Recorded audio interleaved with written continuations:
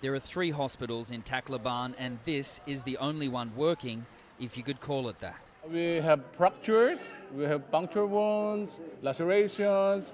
They are doing the best with what they have, but what they have isn't much. It's chaotic without any power, without any water, and the dietary section ran out of food supply.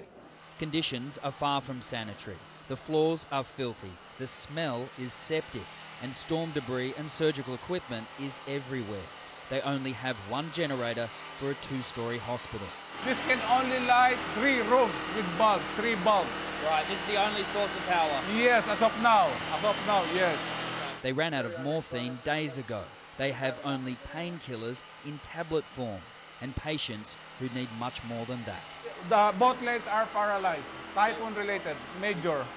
Most of the injuries are from falling walls and trees.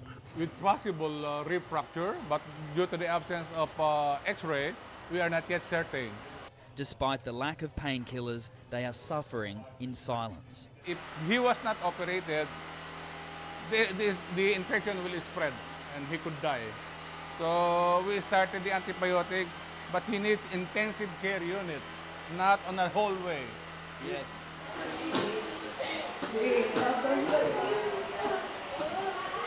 In a lonely corner, we find a daughter holding her father's hand. He has a bad infection from an injury, and they are trying desperately to save him. Death has been so constant here, the staff barely blink when he goes. Right, but with the right antibiotics and electricity, he could have been saved? Correct. Early, if the antibiotics were started early, he could be saved. They don't know it yet, but these are the little miracles of Tacloban, the ones who survived against the odds, babies born during one of the most devastating storms in history. They should be in intensive care. Instead, the hospital church has become the maternity ward. They are watched over by more than mum. Into all this, finally, the Australians, watched by thousands desperate to get on board. 2 transport planes loaded with supplies and skill, Aussie doctors and nurses, pallets of food and medical supplies. They have a job ahead of them. They are much welcome during this time of crisis. They are much welcome, very much needed.